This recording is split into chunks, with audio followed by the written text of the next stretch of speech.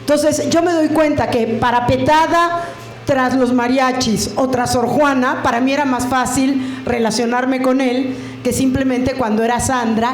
Y él, por supuesto, claro que nos corregía a todos, por suerte nos corregía.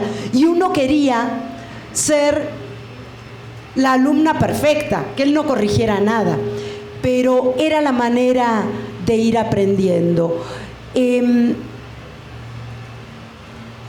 Yo creo que somos muchos en este país los que cada mañana nos preguntamos qué estaría diciendo en este instante Carlos Monsiváis.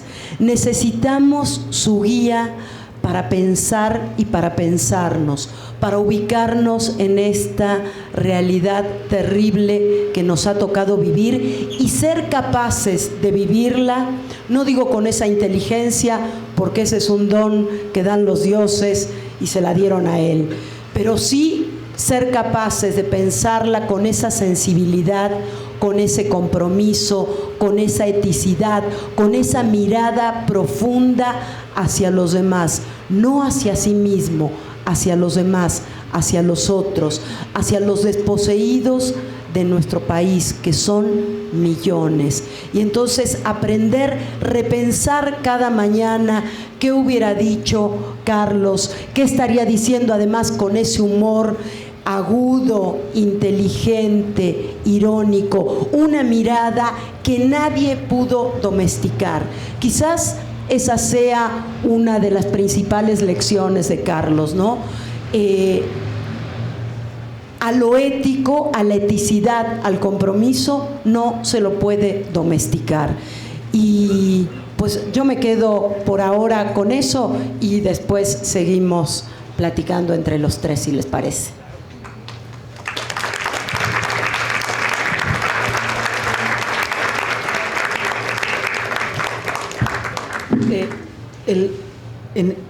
Yo con mucha frecuencia me encuentro con gente que conoció a Carlos y es muy curioso porque mucha gente me dice prácticamente lo mismo. Me dice, oye, es que Carlos era muy duro, era muy hosco, era muy difícil, era inflexible, era con frecuencia era muy ácido, a veces incluso agresivo y bueno, pero a pesar de todo, es decir, era adorable. Es una cosa muy rara, ¿no? Porque con todo, sabiendo que él era así, yo realmente esperaba, yo lo veía con cierta frecuencia y esperaba el momento en el que lo iba a ver, entre otras cosas, porque me resultaba muy aleccionador.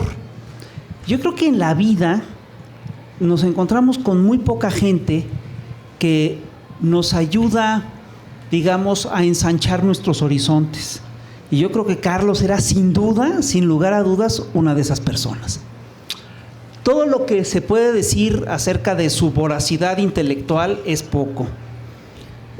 Yo recuerdo que en una ocasión un periodista le preguntó, yo estaba ahí, y le preguntó, oye, ¿cuántos libros lee? ¿Cuánto lee? Y Carlos le dio una cantidad, le dice, ¿a poco eso lee cada semana? Dice, no, eso leo todos los días. Y era cierto, leía como desesperado, era una cosa brutal, porque además tenía memoria fotográfica y entonces leía rapidísimo. Y lo que es increíble es que se le quedaba absolutamente todo. Leía y después hacía la corrección de la página. Te podía leer y decía, mira, y aquí hay un errata y se equivocó en tal cosa y tal dato lo tiene mal. A mí,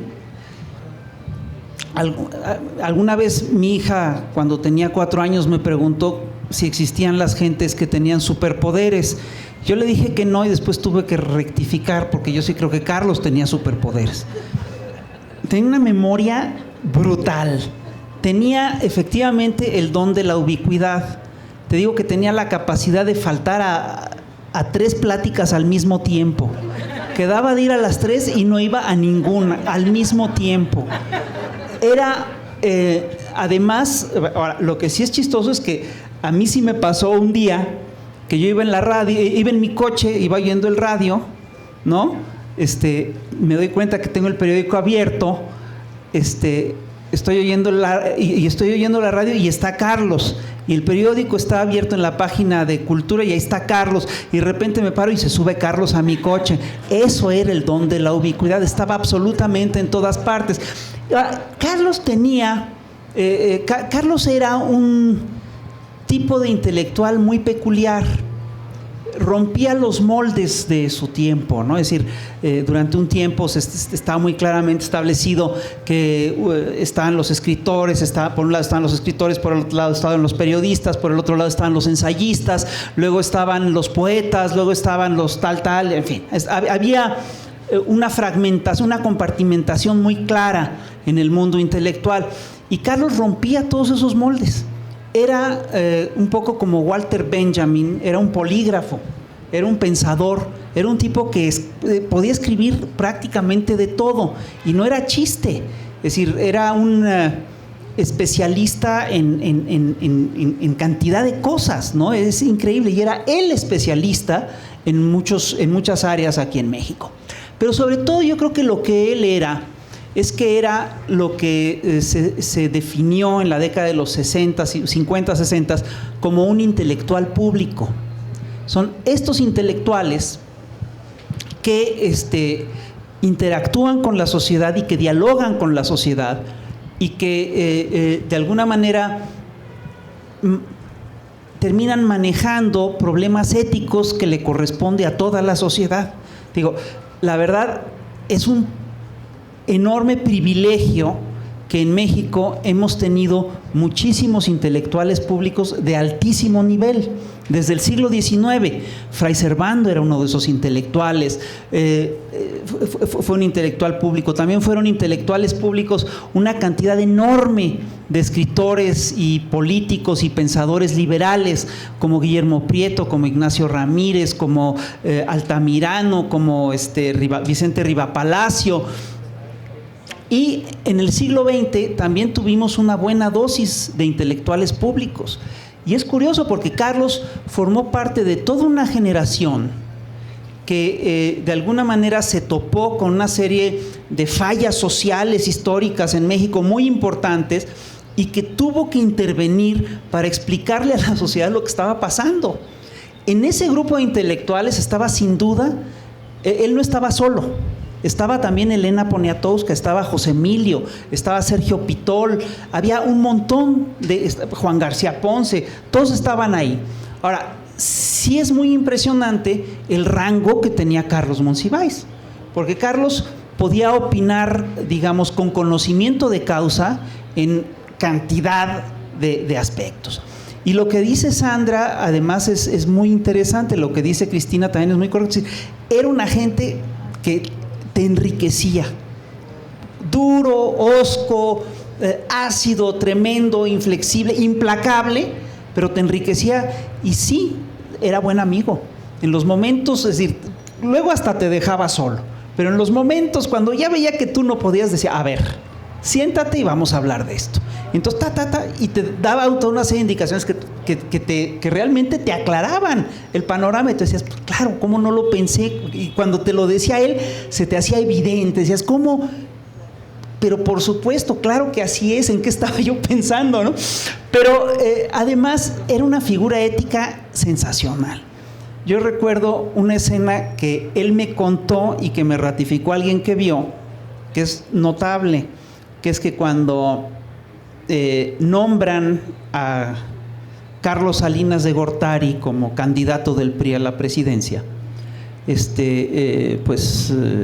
Salinas lo quiere hablar con él, a través de un amigo concertan una cita. Bueno, más bien la impresión que yo tengo es que el amigo le hace una trampa y entonces está Carlos y llega Salinas. Y Salinas le dice, oye Carlos, es que tu brillantez, tu genialidad, tú quién sabe que el país no está desaprovechando lo que tú eres y todo lo que tú sabes. Y prácticamente le ofreció lo que él quisiera, un cargo de embajador, un cargo de lo que quisiera. Y Carlos, que era muy chistoso porque además no se arredraba en utilizar también la mímica y la pantomima, y tenía todos los recursos de la alta y la baja cultura. Empezó a decirle, mira, sí, Carlos, porque yo toda mi vida he querido estar así, mira, como burócrata, pegando estampillas atrás de un escritorio. Y el otro se quedó frío, ya no le dijo nada, ¿no? Y Carlos se siguió escribiendo. Entonces, perdóname, ya con Peña Nieto enfrente hemos perdido la dimensión de lo que es un presidente de la República, un candidato a la presidencia de la República, le hemos perdido el respeto a esa figura.